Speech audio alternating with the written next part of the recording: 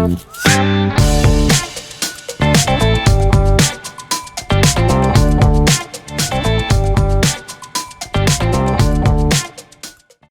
and welcome to ET MSME Talks, a series of conversations under the aegis of ET MSME Awards.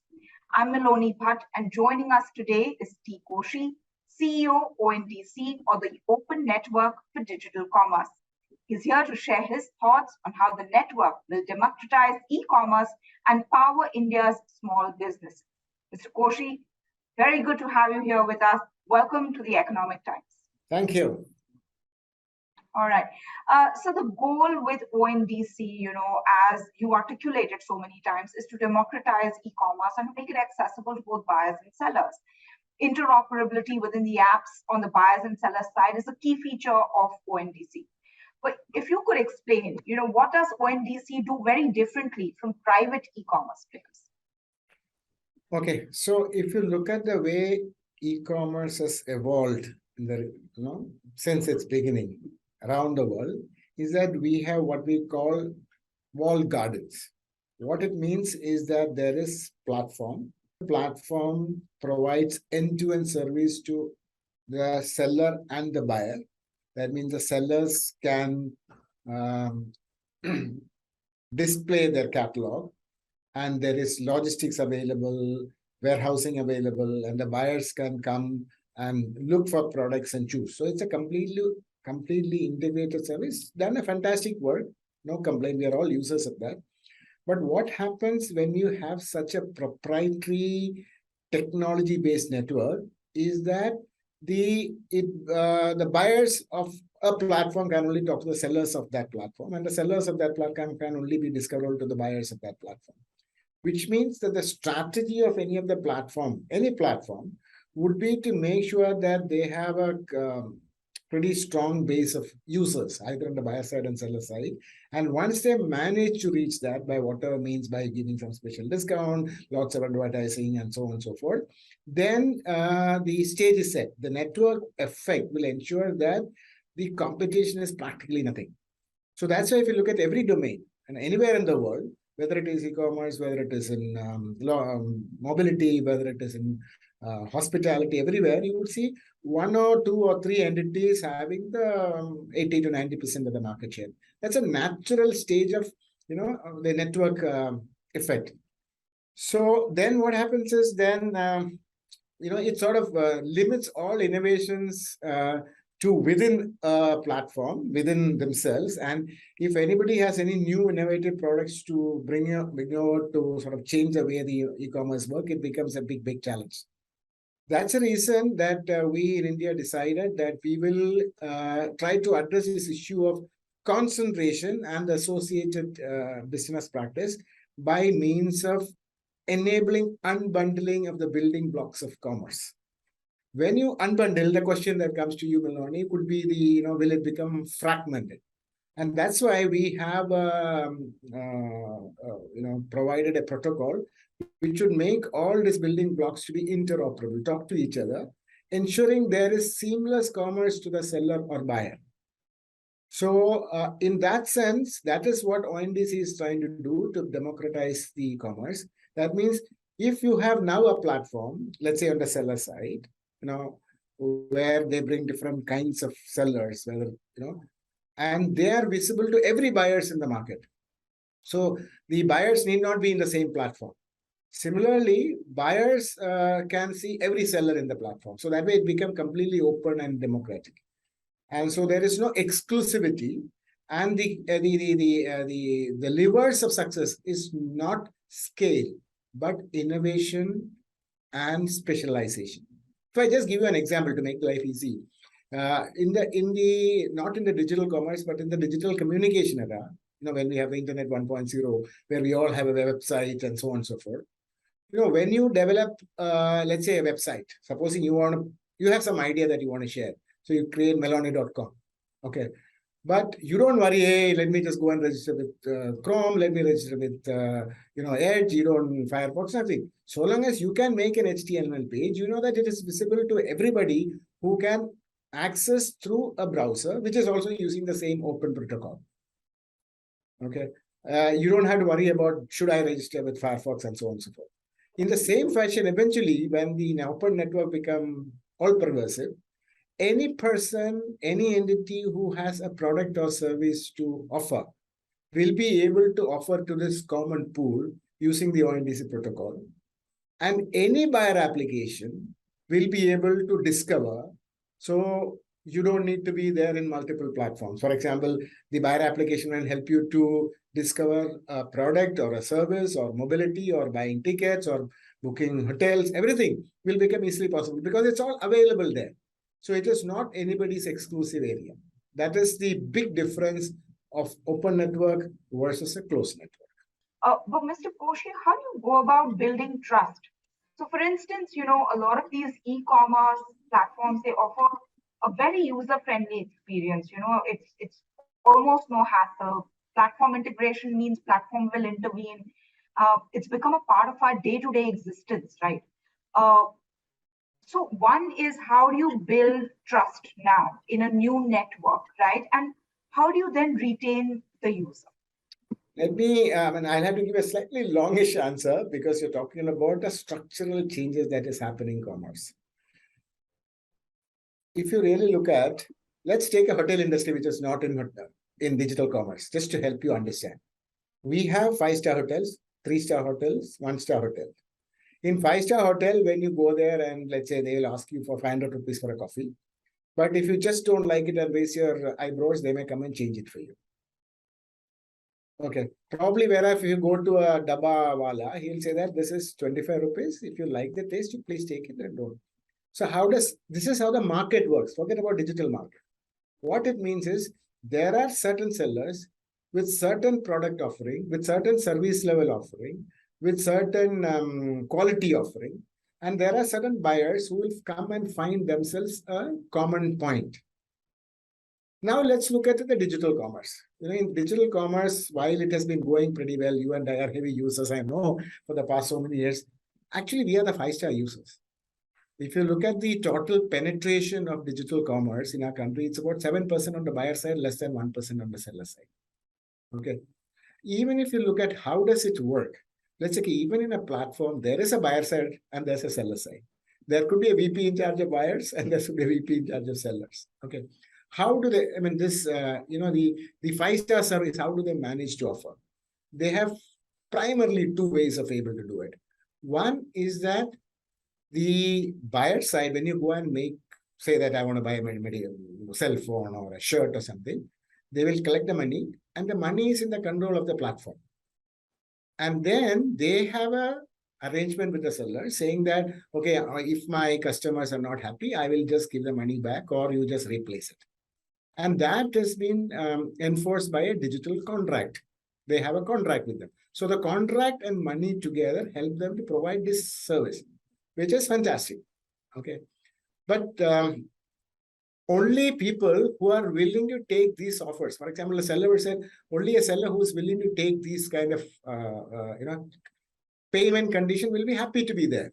Because at the end of it, any of this service level issue is not being paid for by the platform. It is paid for finally by the seller.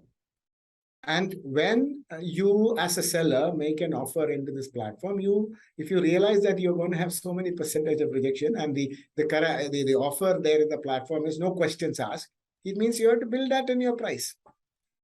In the same fashion, all this is possible even in ONDC. ONDC in that way doesn't take away the opportunity, but only makes the opportunities broader. Let me explain a little further. Let's assume for a second, let's say a very premium bank. I'm just using any name. It's not that I have any specific preference to anybody. Let's say Kotak Bank or HDFC. Let's say they decided that they're going to be the buyer side. They are setting up a buyer application today, or even let's say Airtel, just giving some example. Today, they will find it difficult to be in e-commerce because if they want to give a buyer experience to their digital consumers, they need to go and tie up with all the sellers. Now they know that the sellers are available as a pool. They don't need to worry. So now they want to do the buyer experience. Let's assume that they are going to meet the premium clients like you and me. So they would, again, can make the same offer.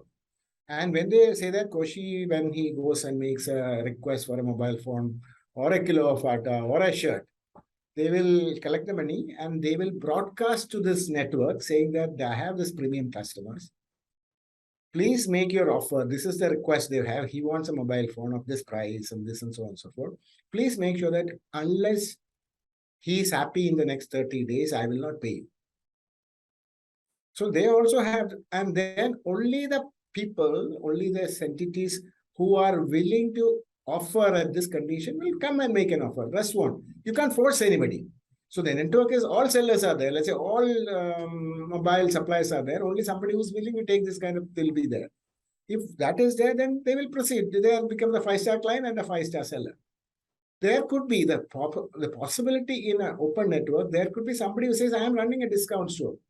No replacement. If you don't like it, it's to yours. Too bad. Well, it's bad. Don't take it. Second, so that means you have different models of, again, sellers and buyers coming together. That's one way to look at it. Second thing is, please keep in mind that people who are in the business, all of them are there with an intention to be in this business for a long term. They are not just coming here to cheat the customer. There are times 1 or 2% of the time there is a difference in probably some mistake happen, probably some breakages happen, probably there's a misunderstanding, so on and so forth. But if you look at, same thing happen in the physical market, isn't it? Supposing you walk into a department store and they say that you buy, let's say, a batch or shoe from a department store. If sometimes the size is not so correct, so you go and return back and they will send it to the OEM and get it back for you. So that's a similar kind of situation happen. Keep in mind, so what else? What are the additional things that we will do as ONDC? One is that this is not a flea market that anybody can come and make some product visible, sell it and just vanish. This is a disciplined market. A digital, if I just loosely use the word, it's a large digital mall. Okay. So when you want to be there as seller, you coming through a seller aggregator, somebody who set up a seller app. When you come and informs ONDC that they want to be a part of this open network, first ONDC will do some KYC, saying that, hey, do you have a identity? What's your PAN number? What's your GSTN? Do some KYC. So it's establishing your business entity. Then they will ask you, okay, please demonstrate ONDC protocol.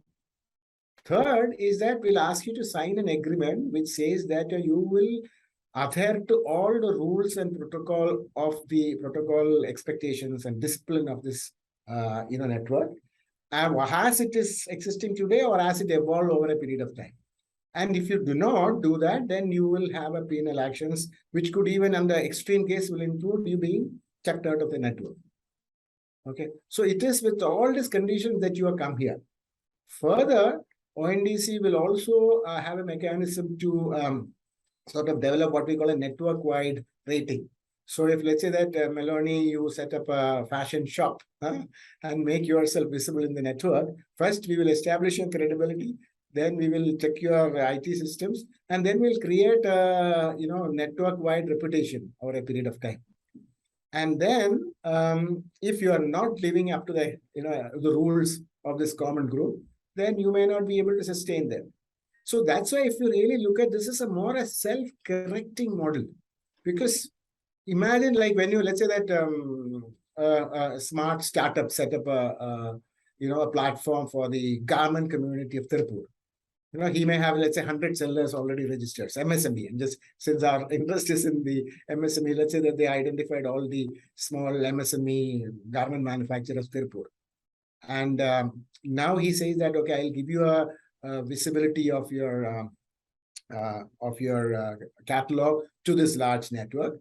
And I'm going to actively look at how you are performing in this team. I'll help you out in proper performance. And now, imagine now, supposing some of the sellers don't behave well, though they don't actually take back a return, which is a fair return.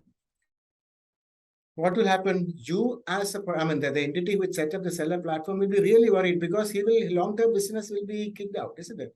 Because he has no captive buyers. He cannot say, I have 100 million buyers ready-made whom I have already given all kinds of discounts. They're practically my drug buyers. They will listen to everything. No. He says, unless I establish myself, nobody will look at me. So he will take an extra effort to ensure that his sellers are behaving much better.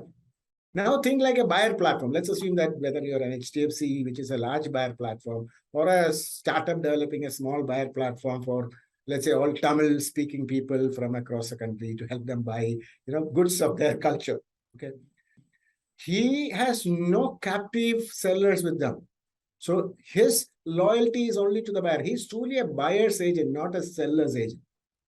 So in that case, if he feels that his buyers are not being looked after properly by the network, he will start screaming. I'm just giving you a very, big picture of the market models which will put compulsions. And one more thing, Miloni, what we have done is we have created a detailed documentation on the checks and balances in the system for building trust. And it has been published for public consultation last week. So we got fantastic reviews on that till now, and we are expecting by end of this month, we'll get a lot more feedback, which will be used to refine.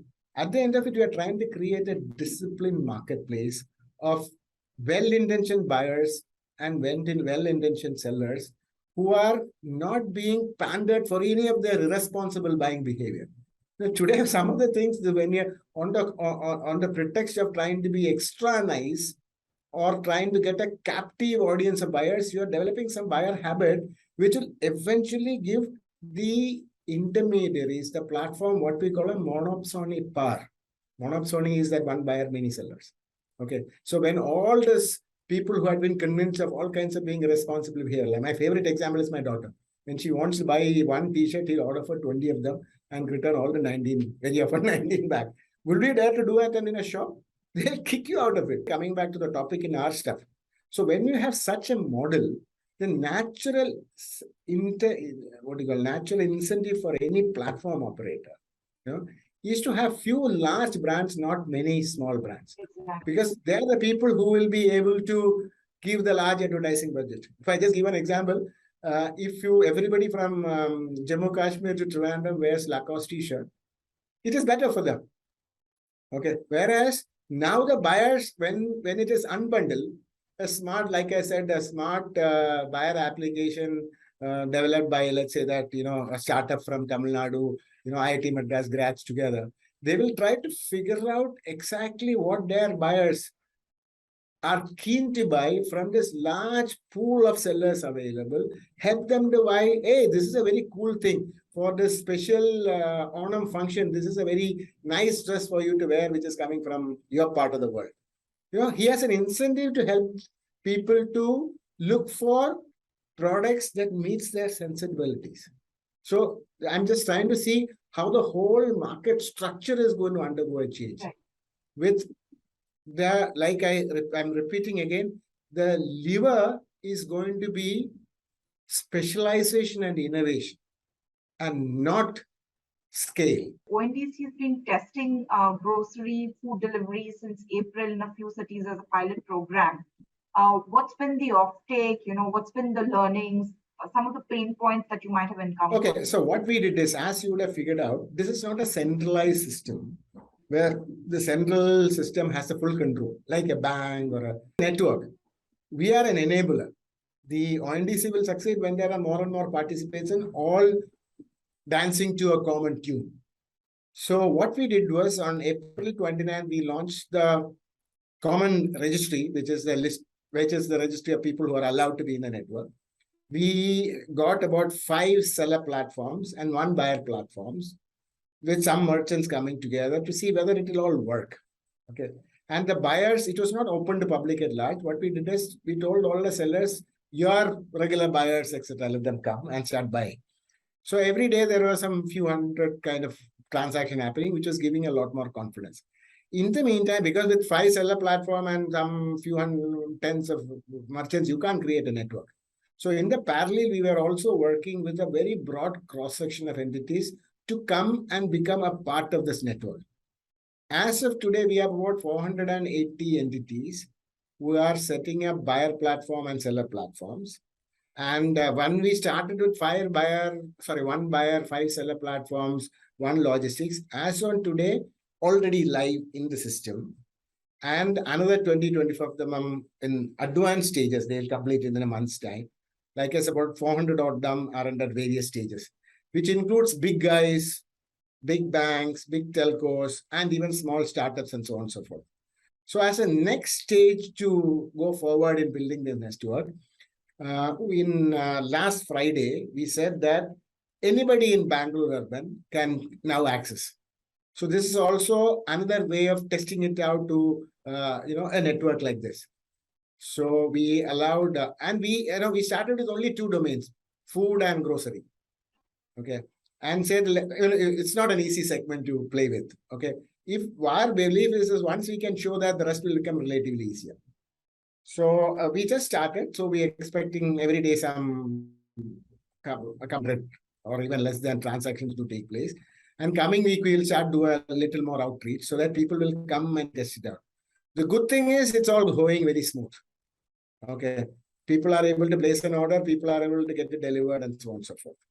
And parallelly, what we are doing, Miloni, is that we are also trying to get more, like I said, more platforms, more merchants, more domains, like categories like, fashion, beauty products, electronics, and so on and so forth. A number of categories are being added, including agricultural products, and so on and so forth. We are also going to probably come in a couple of days, we'll also launch a B2B part of the network to demonstrate all of them. And so that way, the positive thing that we are getting enormous traction from all varieties of participants who can collectively make this a big one. But they will all take their own time. So I expect few months' time for all of them to reach certain critical mass, and it can go forward. All right. So, the e-commerce sector will just completely undergo significant changes, right? Behaviors are going to change. How do you envisage this actually developing, down the line? What is your vision? In the long term, if I'll again take you back to something that you're familiar with, Miloni. If you remember when www became common, which is Internet 1.0, it was only about information sharing. Only cool companies used to have websites, correct? Today, anybody who has any business will have a website because it becomes just a part of their extended communication and marketing strategy. They're using standard protocol, HTTP standard available free for everybody. So it is nothing but a natural extension of their of their marketing strategy. In fact, one of my friends who's a senior professor in Stanford, he was saying that he used to do something like a program called digital marketing for so many years. He said he is sunsetting it this year. He said there is nothing called digital marketing. It's a part of just a marketing. Similarly, today e-commerce sector is a very specialized sector. Okay. In future, my ultimate vision is e-commerce as it is practicing today will become irrelevant. Digital commerce will become a natural extension of one of the channels that any brand manager will follow, because they can all make it make their catalogs digitally visible in this open network, which will be discovered by specialized buying platform based on the kind of clients they're meeting. So it will become an extension of their commerce, one more channel. So, and accordingly, they will all decide, all the business will figure out how to adjust to this new world. It may change the way B2C and B2B. It will change the way even supply chain is handled. It could even change the way the credit system handled. When you have so more and more digital transactions happening, the flow-based lending become a very easy possibility, as you are familiar with account aggregator on one side, Okken on the other side, and ONDC creating the record, integrating the record, Okken using the record. You are completely going to see change in the way even the supply chain works. If I just give you one more example, just to help you thinking, think like a wholesaler and a retailer. Today, their relationship is bound on two things. One is the product, of course. The wholesaler gives the retailer the product. Second thing is the wholesaler gives the retailer a credit, because retailer, he has no asset base to go and take credit from the established financial system. Tomorrow, when you have this flow-based lending happening, the retailer will say, I can get the money from my banking system. or some credit bank and BFC, anybody. You just give me the product. What could the impact that for the wholesaler and the retailer? Now the retailer can look for more products because he doesn't have to go and establish his credit worthiness to him. Similarly, wholesaler can meet with more retailers. Okay, because he doesn't have to worry whether he need to judge the cost, judge the credit worthiness. Since both of them are not experts in credit evaluation, the cost used to be higher relatively. Now it is being unbundled and handled by specialized agency. So everybody benefits by that. I'm just giving you one example of possibility. So significant market structure change with a lot of empowerment of the small and medium enterprises, because they can now play in the market at their terms, not as somebody telling them how to sell. Right.